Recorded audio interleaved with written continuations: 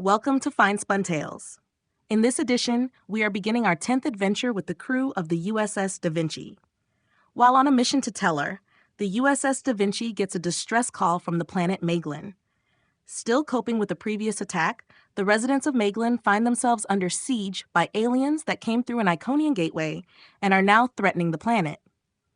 Commander Sonya Gomez and her S.C.E. engineers must stop the aliens before it's too late. Let's begin. While on a temporary assignment aboard the U.S.S. Archimedes, Fabian Stevens and Lieutenant Commander Kieran Duffy are struggling to fix a malfunctioning Tellarite generator. Despite their efforts and diagnostics, they can't pinpoint the problem. Frustrated, they receive a call from Gomez, who informs them the Archimedes is returning to orbit after fixing a comm relay. Gomez teases Kieran about needing help, but he boasts they can fix it before the Da Vinci returns, wagering on a dinner choice. As they continue working, Fabian reflects on recent events involving Iconian gateways opening across the galaxy and the chaos they caused. Kieran reassures him by mentioning Picard's leadership, which always brings solutions. Their conversation shifts to past missions and old comrades, especially Nog, who had proven his worth despite initial skepticism from Kieran.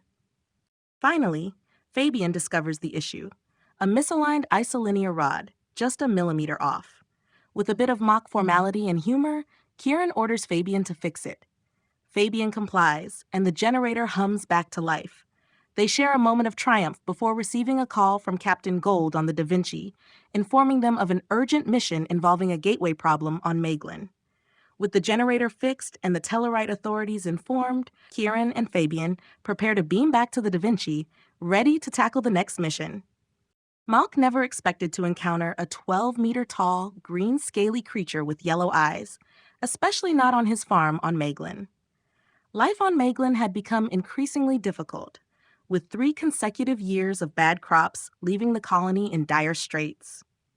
The Maeglin faced a choice between the long-term solution offered by Starfleet's engineers, which involved a lengthy process to rejuvenate the soil, and the quick fix proposed by the Andrasi.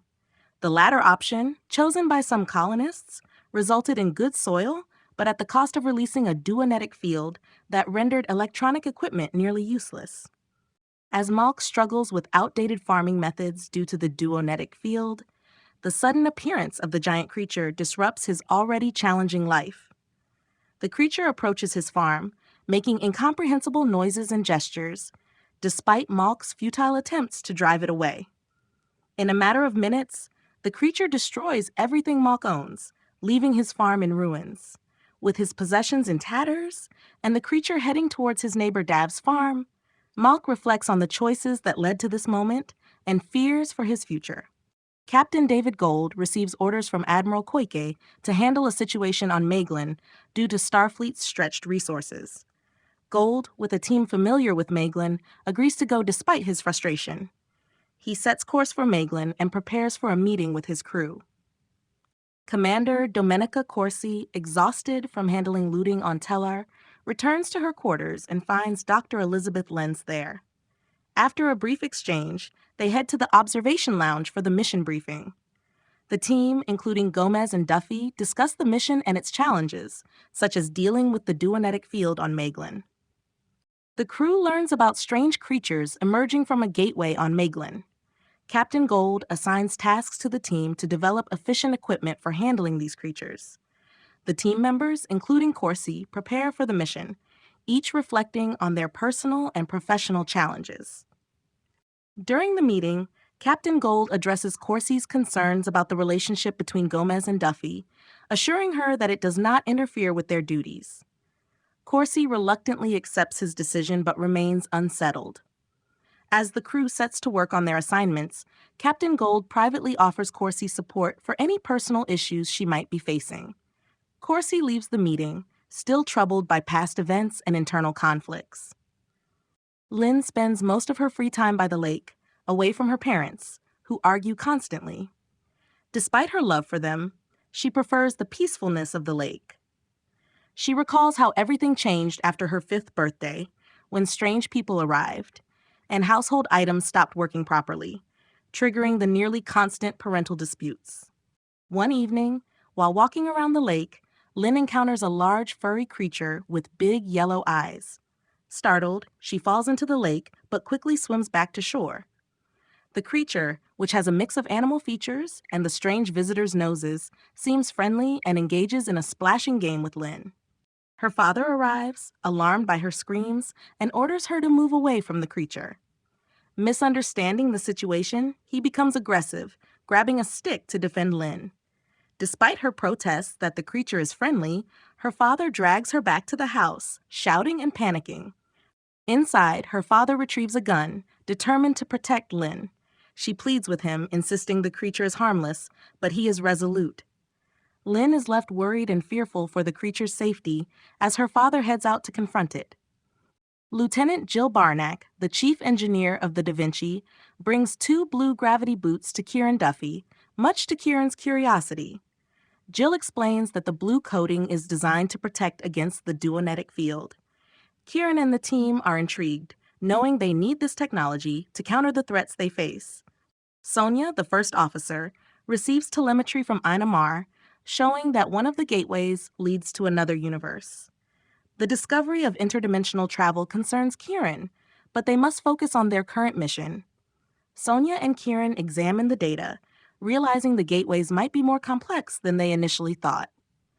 The team brainstorms solutions to deal with the creatures from the gateway. Patty suggests creating small force field generators using Jill's special paint, while Fabian works on adapting the weapons to function despite the duonetic field. They plan to use remote controls for flexibility in combat. Sonya emphasizes the need to contain the creatures until they understand them better. Kieran volunteers to use the gravity boots to engage the flying creatures, relying on his experience and training. Sonya trusts his skills, recalling their past holodeck adventures together. After arriving on Maeglin, Jill raises concerns about returning the creatures to their universe, but Sonya decides to prioritize minimizing the damage to the planet first. The team splits up to work on their tasks, determined to protect their ship and crew from the transdimensional threat. Andrea Lipinski, feeling ridiculous with a bright blue phaser, navigates a jungle on Maeglin alongside her insectoid colleague, P8 Blue. The phaser is inconveniently covered in a blue substance, rendering it unable to change settings. And Lipinski is forced to hold a remote control with a useless force field-covered hand. Lipinski mentally curses the Andrasi and her superior, Corsi, for the situation, and reluctantly interacts with P8 Blue, who reads Lipinski's discomfort around insects. As they trek through the humid jungle, P8 Blue's tricorder malfunctions due to the duonetic field. Lipinski struggles to keep her composure around P8 Blue, who makes technical jokes that Lipinski finds irritating and confusing. They eventually find a clearing that turns out to be farmland, and in its center is a giant bug, several meters long, with spindly legs and big wings. P8 Blue instructs Lipinski to shoot the bug to prevent it from escaping. Lipinski's initial shots are ineffective, but she finally manages to stun it.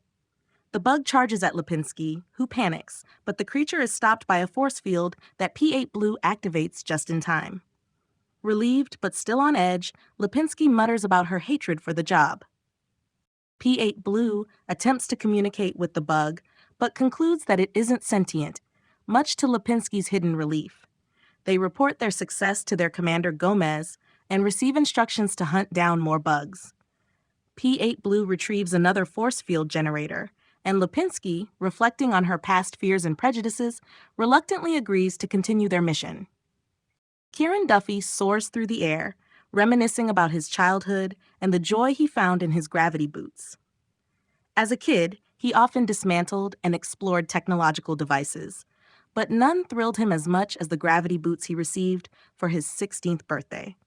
Despite his parents' fears of him injuring himself, Kieran's passion for flying remained undeterred until a growth spurt rendered the boots unusable. His enthusiasm rekindled when he was issued a new pair at Starfleet Academy, where he quickly excelled and led his team to championships.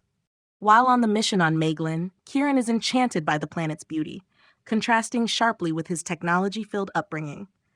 His moment of serenity is interrupted by a call from Commander Gomez, urging him to focus on the task at hand.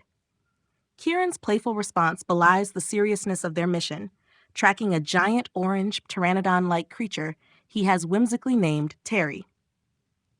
Kieran spots Terry and attempts to lure it toward his team, who are waiting to capture it. However, he loses his bearings and is unable to guide the creature effectively. As Terry charges at him, Kieran narrowly avoids collision by diving into a lake. Using his gravity boots, he surfaces quickly, only to find that Terry is still on his tail. Sonya directs Kieran back to their position, but Terry continues to chase him relentlessly. Kieran maneuvers skillfully, trying to outpace the creature, while Sonya and Drew prepare to subdue it. Despite his efforts, Terry remains evasive, forcing Kieran to devise a risky plan. Kieran executes a daring maneuver, diving toward the ground with Terry in pursuit. He crashes into the creature, breaking their fall with the boot's reverse thrust.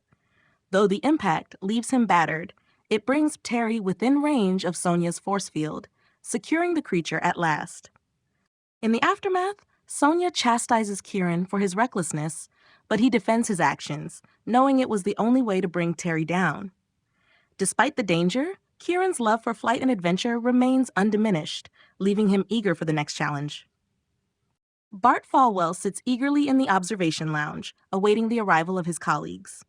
Captain Gold, followed by Commander Gomez, Patty, Carol Abramowitz, and Dr. Lenz, join him, though he notes the absence of Commander Duffy, Fabian Stevens, and Commander Corsi. Gold inquires about Duffy's condition, and Lenz reassures him that Duffy is fine. Gold then asks about Stevens and Corsi, who are still on the planet tracking down two missing creatures, one of which is a large green one. Gold turns to Bart, the linguist who called the meeting, to explain his findings. Bart explains he's been analyzing recordings from the planet and has discovered remnants of a language that their universal translator can't fully decipher. The images on the screen show creatures making gestures, leading Bart to reveal that the language includes sign language elements. He explains that these gestures resemble ancient sign languages from various species. However, the UT cannot process this combination of verbal and gestural communication, meaning Bart must act as an interpreter. Captain Gold authorizes Bart and Gomez to beam down to the planet to start communicating with the captured creatures.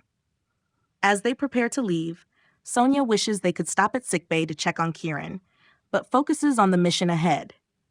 She reflects on her complicated feelings for Kieran and his reckless behavior, but resolves to deal with that later. They step onto the transporter platform, ready to implement Bart's plan. Upon arrival at the planet, Bart and Gomez head to a warehouse where the captured creatures are held behind a force field. Bart approaches and begins making noises and gestures, engaging the creatures. One, an insect-like being, responds positively. Drew, observing this, notes that it's ironic because Andrea, who helped capture the insect, has a phobia of bugs. Bart continues his interaction, and the conversation seems calm. The creatures do not react aggressively, and Bart maintains his intense but enthusiastic demeanor. After a prolonged exchange, Bart returns to Sonya with a grave expression, informing her that they have a serious problem. Domenica Corsi watches Fabian Stevens struggle with a tricorder, pondering why she chose to work with him. They've had minimal interaction since their encounter on Empok Nor, a one-time event that Stevens respected by keeping it discreet. Despite this, Corsi finds herself in his company again, tracking an extra-dimensional creature that has been causing trouble on nearby farms. As they close in on the creature, Stevens announces they've found it, prompting Corsi to ready her phaser. She thanks Stevens for his discretion, and he assures her he respected her wishes. They approach a large, injured green creature holding a Tellarite farmer. Corsi realizes the farmer shot the creature, and they prepare to intervene. Before Corsi can fire, Gomez arrives with a team and orders them to hold fire. Falwell, the team's linguist, manages to communicate with the creature, revealing it to be a political prisoner from another dimension, confused and lost, rather than malicious. Despite the farmer's protests, Corsi and her team stun him when he tries to shoot the creature again. Falwell explains that these creatures were prisoners sent through a gateway and couldn't communicate until now. The team realizes that the real threat is another creature still at large, a criminal from the same dimension. Gomez decides they need the help of Fred, the creature they captured, to stop the rogue as their weapons are ineffective. The team prepares to face this new danger together. Afridas Buyatanrak and his companions have attempted to reason with the creatures and communicate, but it results in punitive actions from Bart Falwell's people.